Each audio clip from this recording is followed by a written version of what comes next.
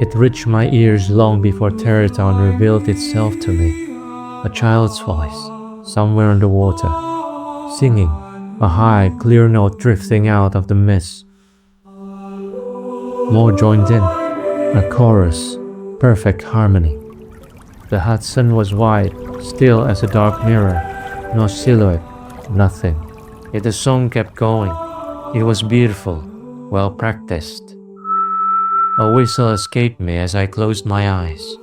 I wanted to chime in, to feel the joy, the bliss, to daydream in the sun. Raven's croak silenced the song. I opened my eyes and found myself at the edge of the riverbank.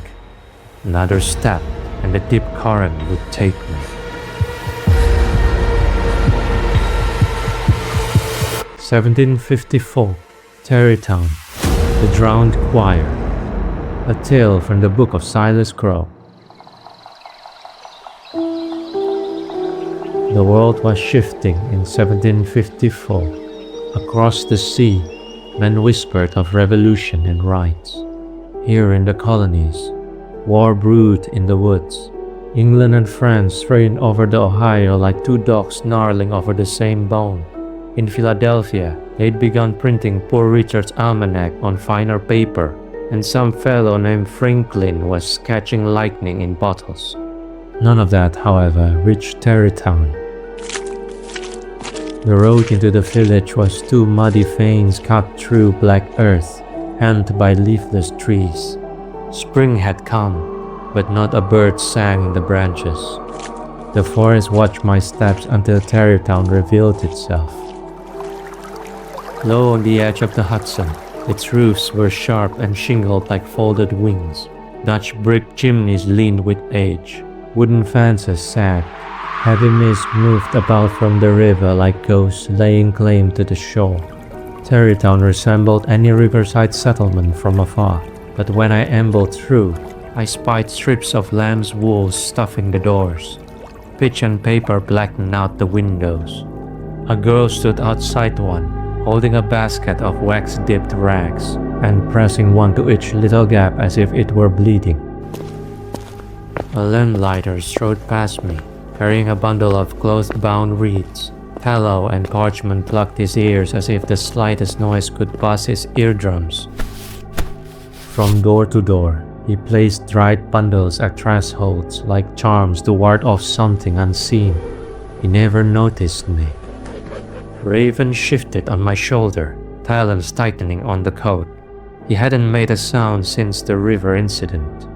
"Something's wrong here," I murmured. Raven croaked once, dry, flat, so unlike him. I rambled on until I reached the edge of a chapel yard. "Woe to the land that has no shepherd," I said, "and to the flock that forgets to gather." At the far end, the chapel stood, blurred into fog like a forgotten memory. The bell was gone. Its tower looked hollow, spine-like. Planks crossed the front door in a slanted X. Dust smeared the dark windows. No one worshipped there anymore. "You're not from around here," said a gruff voice. I turned. A local stood a few yards off, hands in his coat pockets, collar up against the chill. Mid-40s, pale as linen, except for the rings under his eyes. "No," I answered, "just passing through." He stared up and down, pausing on Raven perched on my shoulder, on my worn boots, on my satchel, still damp from the river mist. Something shifted in his face. Fear, not of me, but for me, as if he saw a ghost clinging to me. "Don't listen to them." He stepped closer and pointed at the trace of wax running from his ears. "Best pluck your ears, son." With that vague warning, he walked off. His coat flapped like wet wings behind him.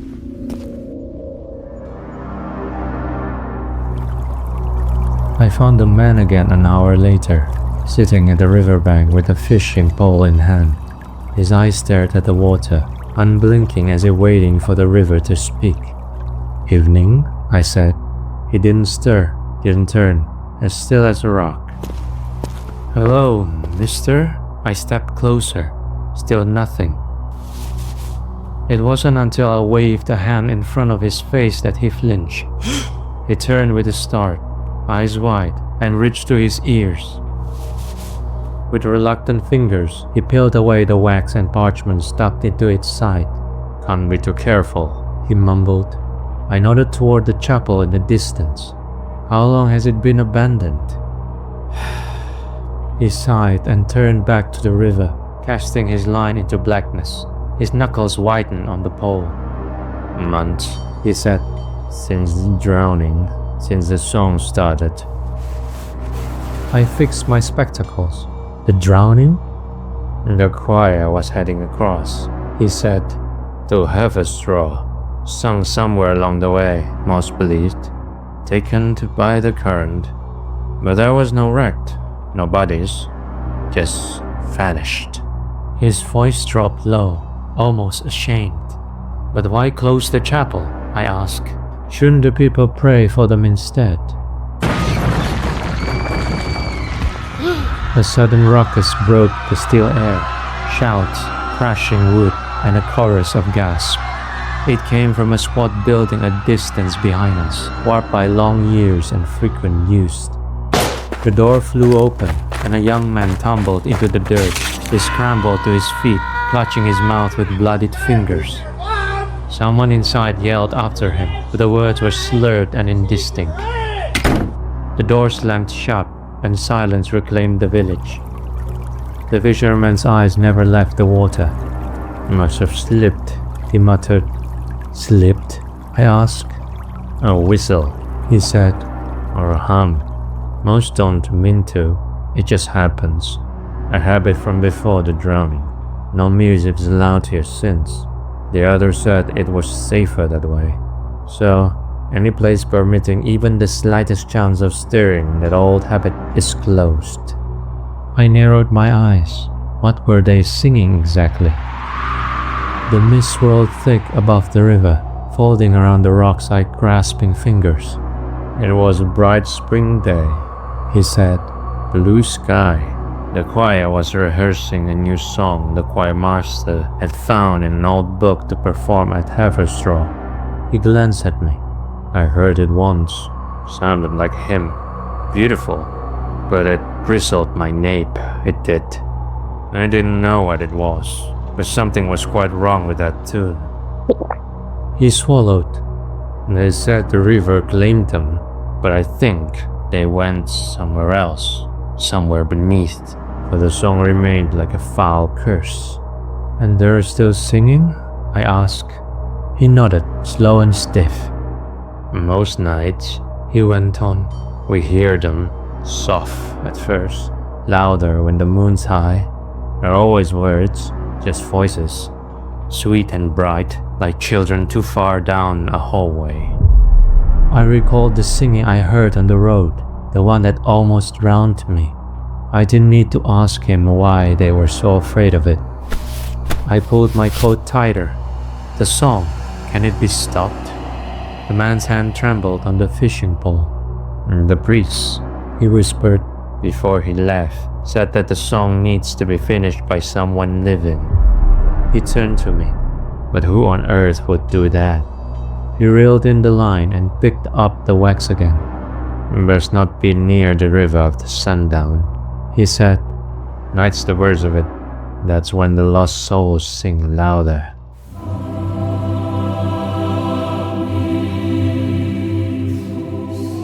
The mist swirled and billowed above the water.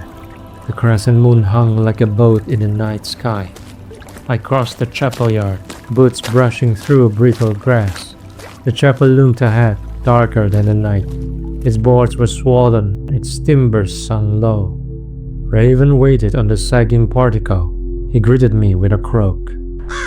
"Really?" I asked. "You sure?" Raven croaked again, tilting his head. I climbed the stone steps and ran my fingers along the splintered doorframe. Planks barred my way, but the wood had warped over time. Age and neglect eased my effort. With a bit of pressure, I wedged my boot beneath the lowest board and pulled. The nails didn't put much of fight. My hands pulled the other board loose. The door opened to the smell of old parchment, wax, and thyme. Candles hadn't burned here in weeks. Dust floated in the air like ash. Gray film coated the pews. No clothes covered the altar, but the cross remained. I bent the knee and made the sign of the cross. Coming? I asked Raven. The bird croaked in protest. Come, Raven, I said. This is a chapel. There's nothing to be afraid of. With a reluctant ruffle of his wings, he flew and landed on one of the pews. I stepped deeper, scrutinizing the zigzagging pews. Books and parchments lay scattered between them, opened, crumpled, spread in a circle, as if someone meant to return but never did. A narrow door stood ajar at the back right of the dais, where altar boys and priests used to gather after Mass. The hinges creaked like an old throat. I entered a small, cold chamber beyond. Stone walls pressed thin from every side, and a single wooden desk sagged beneath piles of rotting parchment and wax-stained books. Raven followed me inside, landing on a dusty book on the desk. At my approach, he stepped aside. Father Abel Faxler. I read the name of its owner. I opened the journal. October 22nd, I read. The choirmaster, Mr. Elijah Brand, returned from Kingston last week. He brought with him a book he claimed he had found at an antiquarian shop somewhere on Crown Street. When he showed it to me this morning, I thought I smelled river malt and found the notation odd. No title, no composer, all Latin. Mr. Brand, however, seemed enchanted by it, spoke of it like it sang to him in his sleep. Foolishness, I thought, but the melody, yes, I heard it once. He had the children try it in rehearsal. It was unspeakably beautiful, I agree. Nonetheless, one should be careful of old books like that. I should investigate further. I turned to Raven. The bird tilted his head as I flipped to another page. November 13th. He left the book here, by accident or design, when they set off for Haverstraw. He took only transcribed copies, neatly written pages for the children. Curiosity consumed me. I began translating the original. The Latin was archaic, some pre-Roman root. Fragments of it I couldn't even parse, but one line troubled me again and again. Cantus ad transitum fruminis mortis, a song for crossing the river of death. November 15th. The more I studied it, the more disturbed I became. I found marginalia, notes in another hand, warnings, prayers. One scrawled word in Greek, limen, meaning harbor. I believe this is a funerary hymn, a passage song. It's never meant for mortal lips, certainly not a children's choir. November 16th. They never returned. The ferry never arrived. No wreckage, no trace, no bodies found. God have mercy on their souls. December 4th. I thought I was going mad, for I heard the damn song this morning coming from the mist. Faint at first, but it got louder at night. Turned out I wasn't the only one. Others reported the same phenomenon. I fear the choir didn't drown that fateful day. But, dare I say, taken. December 6th. A little girl drowned this morning. Awful, awful thing. Anna Van Doren was a kind soul, too young for death. I knew her personally. She used to ask the most peculiar questions, like why the Lord created the butterflies, or what did the creatures symbolize. The death and resurrection, I answered. I hope the Lord approved. The funeral will be tomorrow. I should prepare a nice sermon now. January 2nd. Mr. Baron Holt was no longer with us, a good friend and a good father. I was saddened by the news, but chilled by the nature of his premature departure. The Hudson had frozen over for almost a month, but Baron managed to break the ice with a pickaxe and went under, as if he were desperate for an evening swim. But who would long to swim in this inhuman temperature? February 16th. Blessed day. The nightmare was a blessing in disguise. If it had let me be, I wouldn't have seen the two boys last night. The ice was thinning, mere stones will do. The surface was already cracked when I took Tobias Fane and Elias Root to safety. Their parents praised and thanked me when they should have thanked God instead. The boys' account, however, disturbed us so. They spoke of the accursed hymn. We've all heard it before the drowning, when the choir practiced, and after. Paranoia set in. The deaf rejoiced, and the one with ears cowered in fear. The river scared them, but I knew it wasn't the river. It's the hymn. February 27th. They closed the chapel today. Big mistake. Fear does that to people, making them forget. They have rejected everything that had reminded them of songs and music. Even whistling is forbidden now. I'm afraid I would have no role in this village anymore. I would have to leave soon, but in the meantime, I would dedicate myself to undoing this curse. This is my parish still. March 1st. Ancient songs and rituals have become my obsession. Though my studies proved to be fruitful, I fear my findings would do nothing to solve this dreadful matter. I've come to believe the hymn was never completed. They might begin rehearsing it on the ferry, but didn't manage to finish it before the river took them. The hymn demands to be finished by the living, but who would, if that would mean giving up their lives to the river? And even if anyone managed to survive, madness would claim them. The song would never leave him be. Oh God, help us all. March 11th. We lost widow Hester Blythe to the river, not long after the thaw began. I couldn't stay any longer. The church has ordered me away, and tonight I must leave this place to the mercy of the Hudson. I pray someone else will come along to help these people. This journal has no use to me now, so here it remains. If anyone were to discover this, the accursed hymn book would be in the drawer. God be with you. I closed the journal and turned to Raven. Is it safe?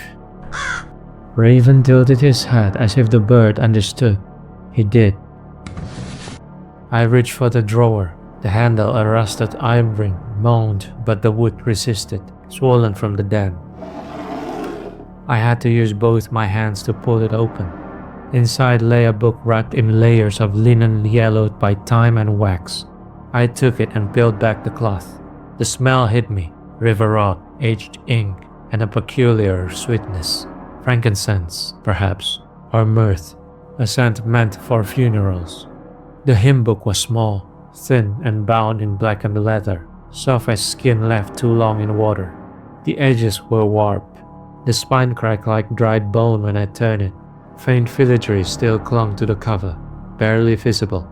It bore no title, only a faded imprint of what looked like wings or perhaps waves. The pages were brittle and uneven, each one speckled with mold along the bottom edges. Latin scrawled across the staff lines in a hand that did not trust itself. Every line of music was precise and delicate, perfect. At the bottom of the first page, a second hand had written in small spidery script, Cantus ad transitum fluminis mortis. I turned one more page. A single dark stain marked the next leaf, rust brown, old blood.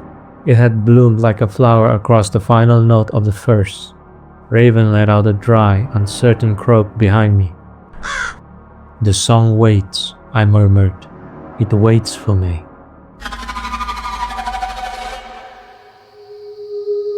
The night had deepened.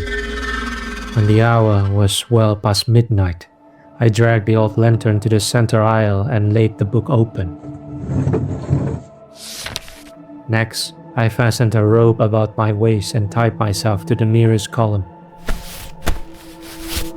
After my body, Raven assisted me in tying both of my hands, which I tightened with my teeth.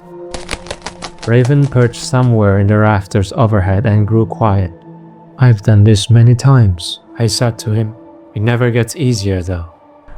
Raven's beady eyes glinted, a glimpse of compassion, I thought, before he cackled like a maniac. "Sweet dreams," he croaked. "Glad I amuse you," I retorted. "Now we'll wait."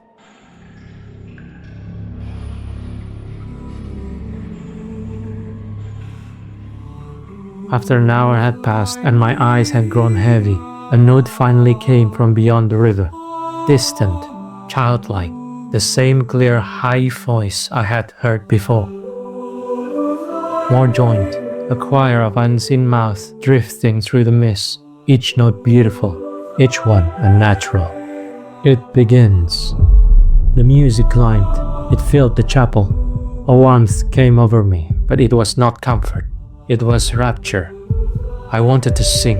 My body strained forward. My knees buckled. The rope around my waist pulled taut. I opened my mouth, but what came out was random. I was following the note, lulled by the melody. It overpowered me. Bliss and chaos mixed. I struggled against the rope. What was I doing there? Why was I bound? A sharp croak disturbed the peace, followed by the fluttering wings. Sharp talons dug into my shoulder. A cruel beak tapped against my temple. The croaks became desperate shrieks. My gaze turned to Raven. He flew to the lectern and landed on the open book. His beak tapped at the page with impatient persistence. My hum twisted, became a word, a syllable. The hymn began. Lucem fide, quae supramane, per umbras lenis fluit, non est finis certinitiu, aqua silet, nec timor orat, Fox infento non est vana, Pensiones parates sun, Fortem audis, non focatus, sed cantus te portabit, altripam quentam feret. The final note left my lips like a breath I hadn't known I'd been holding. It lingered and vanished. Silence fell, deeper than the quiet of night. Final. Even the wind died. Raven stared at me, but he didn't dare make a sound. My heart pounded. My hands were numb from the ropes. My knees shook. "Raven," I rasped. The bird flitted to my bound hands, talons scraping across the ropes, packing, tearing. I winched, but stayed still. After a moment, one knot gave. I worked the rest free with my teeth and trembling fingers. "I think it did the trick," I said. Raven clicked his beak in agreement. I took the book with me and staggered outside. The chapel door creaked behind me as I emerged into the mist-choked yard. The moon had descended, and the world was silvered in cold. At the riverbank, the reeds bent low, and the Hudson looked as smooth as glass. It did the trick all right. Hovering above the water, just beyond the shallows, were a dozen ghastly figures. The choir, the drowned, bloated faces, water-bleached skin, and garments clinging like kelp. Hollow eyes, pale lips still parted. I raised the hymn book. "It's finished. Go in peace." The mist curled about them like a veil. In its embrace, they began to change. Children grew whole again, eyes filled with gentle light on serene faces, dresses and coats unsoaked, untorn. A man hovered among them, the choir master. He moved forward and saluted. I nodded. Like dew beneath morning sun, they faded. Their faces were the last to go. Soft, calm, almost smiling. The mist swallowed them, and the Hudson flowed on as if blameless to all that had happened. The song had ended, but I would remember it always. I could still hear the rise and fall of its final verse, its line unfolding with solemn grace. Such beautiful words, too beautiful perhaps. No one who understood its meaning would believe it wasn't meant for the living. It was a part of me now, playing in my mind, contained. No longer would it lure and damn the living. As for the book, it was too dangerous to lie neglected. I tucked it into my satchel and gave it a gentle tap. As I stepped from the chapel yard back toward the village road, the sky began to bleed pale ember. Dawn was breaking, slow and reluctant. The mist thinned above the Hudson, retreating like an old regret. River and sky mingled in silver and smoke. Down by the bank, the fisherman sat with his fishing rod, wearing the same coat he had worn yesterday. At the sight of me he stood, only now his ears were uncovered. "You're still here?" he asked, voice gruff with disbelief. "I am," I said. He nodded once. "The song, it rose last night, louder than ever. Thought the river might split, but then it stopped, just like that." "It won't trouble you again," I said. He stared a moment longer, wary. "How can you be sure?" I looked at the river. The water caught the dawn like glass, calm. "He maketh me lie down in green pastures," I said. "He leadeth me beside the still waters. He restoreth my soul." I turned to him. "I suggest you reopen the chapel. It's time." He studied me, as if weighing the scripture against the stranger who spoke it. "Who are you?" he asked. I tipped my hat and, with Raven shifting on my shoulder, turned toward the open road. A wanderer. Please like, comment, and subscribe for more tales from the Book of Silas Crowe. Until next time.